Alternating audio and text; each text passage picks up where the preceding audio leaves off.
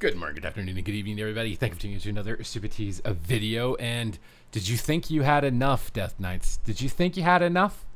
Blizzard doesn't think so. They're kicking you while you're down because on August 12th, there's a bunch of class changes coming through. And on August 9th, we reviewed a bunch of them in the last video. DKs, you probably weren't too happy about it. They just made more changes for classes today, which is Monday, the day before the patch.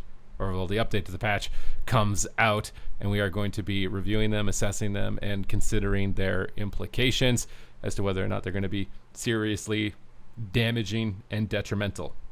So we covered all of these changes in the previous week. Feral Druid receiving some pretty significant buffs from the class baseline, but then being nerfed in PvP, and we saw very similar lines. Enhancement Shaman got a lot of buffs on Friday, and you guys actually might be pretty happy. I don't know what's going on. If the 3% guy somehow, he re-rolled to Enhancement Shaman and he's gotten in the good books with the Enhancement Shaman guy that chooses the numbers for them or something. I don't know, but you guys got a lot of buffs on Friday, and I think you're going to be pretty happy about the buffs that are coming in for today. And then, of course, on Friday, we saw a bunch of PvP nerfs that hit Death Knight really hard, hit Feral, and I think it hit Mage exceptionally hard, as well as Holy Paladin, as well as some towards Rogue and Demonology.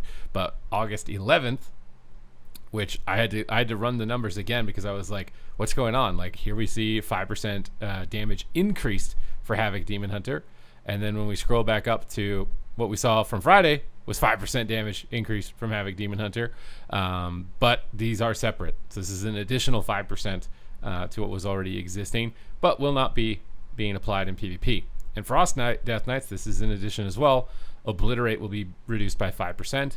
Rider of the Apocalypse, Moss-Sworn Menace now increases the damage of Obliterate by 5%, down from 10. And Rider of the Apocalypse, Hollow Sentinel's Wake 2-piece now increases Trollbane's Obliterate damage only by 15%, down from 35. And Deathbringer Exterminate, your first Scythe damage increased by 10%. So a little bit of an exchange of damage between Deathbringer and Rider of the Apocalypse. But obviously, Obliterate is a significant chunk of your overall damage, so while 5% may seem meager, it certainly isn't, especially with the talent also being hit for Obliterate. So Frosty K, I don't know, man. I don't know what you guys did in the past life to whoever's making the choice on the numbers for, I don't know what you did, but you must have done something really bad, because like, I actually can't believe how badly you get nerfed every time at the start of a new patch. You guys need to apologize. Even if you don't think you've done anything wrong and you haven't done anything wrong, apologize. Like, right, you're gonna have to do something, because this is just absolutely crazy. Feral Druid is getting more buffs, so it seems like, this 8% nerf that they're getting, I believe, up here on Friday, not gonna matter too much, because they buffed all their direct abilities through this change, as well as buffed them again seemingly down here. So 6% more damage on Ferocious Bite and Ravage on the primary target, 5% more damage on Shred. Sabretooth causes Ferocious Bite to increase damage taken from your bleeds and other periodic effects by 6% over 5, and your Bloodseeker Vines damage has been increased by 5%. So Feral's, I think it's just going to end up where it exactly was before the changes moving in towards Tuesday, which is a really good spot. I was actually having a lot of fun on Feral. I was doing a lot of damage, so definitely expecting some good things, and these changes come in through and kind of counteract the 8% nerf at least somewhat. Now for Beast Mastery Hunter, your 2-set bonus, chance to fire a barb shot, is being reduced by 50%, so a minor reduction in possible power. You're not going to get this 2-set bonus probably for at least a little bit, unless you get really lucky with Vaults or something like that, or you do Raid Finder or something like that, and you get a tier piece that you can upgrade.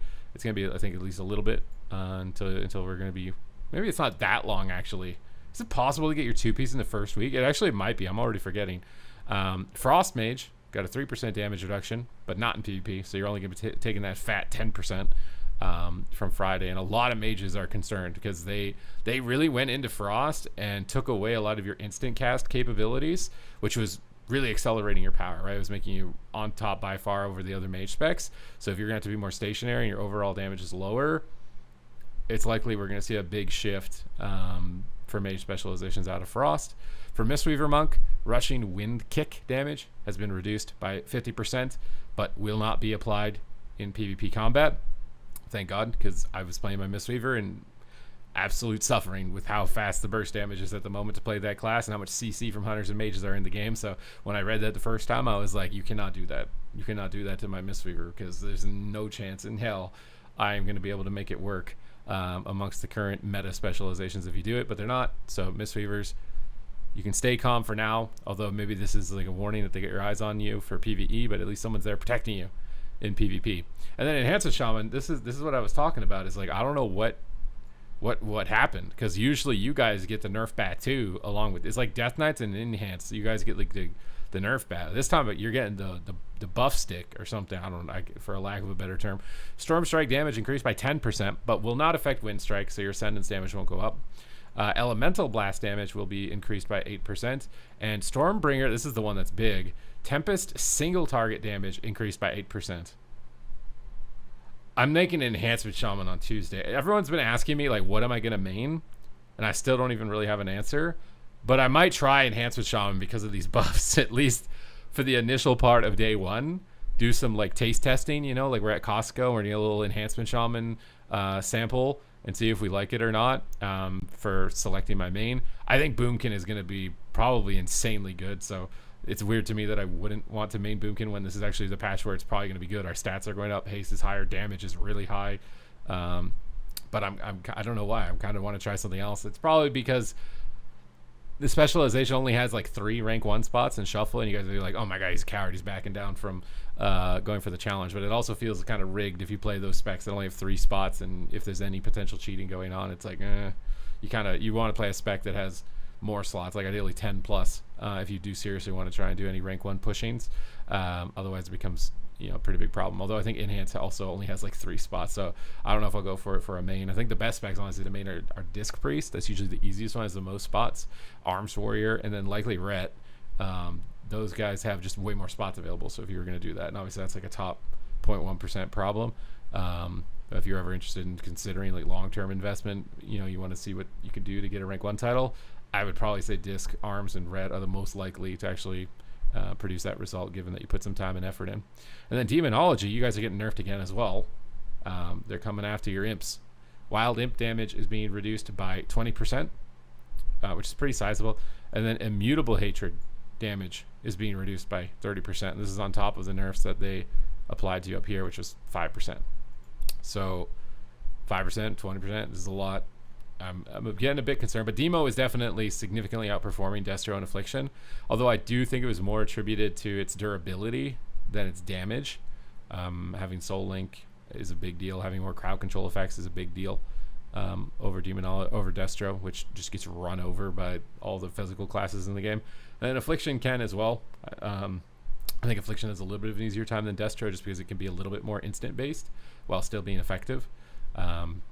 This is probably gonna, maybe, I don't know, Demonology, much like Frost, might just end up feeling like a tankier spec, like a tank spec almost of the class, like Frost and Demo. I kind of don't know if I like the direction they're taking it, just for that reason. I hate playing a class where I'm not threatening anyone, and I'm just tankier than the other. I think it's too slow to be really that functional. For destruction, Dabalist Inquisitor's Feast of Madness 2-piece has been adjusted. Eye Blast damage is being reduced by 45%. So Destro is actually getting a little bit of a nerf. But, you know, by how much, at least in PvP, these set bonuses are already significantly nerfed in PvP, so it's probably not a huge amount. Wouldn't be too concerned about it. I think biggest concerns is keeping our eyes on Death Knight. Now, Unholy Death Knight, I've run into a few more of them with different builds, and I need to figure out which one I was playing against last night, because his build was doing remarkable damage. Like, I think even with the nerf that they're doing to the wounds. The Wounds Champion. I'm sorry for bringing up that memory for anybody that, you know, had that memory finally suppressed and dealt with, but this might not matter that much for Unholy. I'm actually very curious. Frost, I'm a bit concerned because they're targeting you there directly. They're targeting you a lot with PvE stuff. A little bit concerned with Frost, but I actually think Unholy has some potential even despite these nerfs. I just need to figure out what the new build is for it. But that's it for the changes here on this update. Hope you guys enjoyed the discussion and the update. Thank you guys very much for the support, and I will see you in the next one.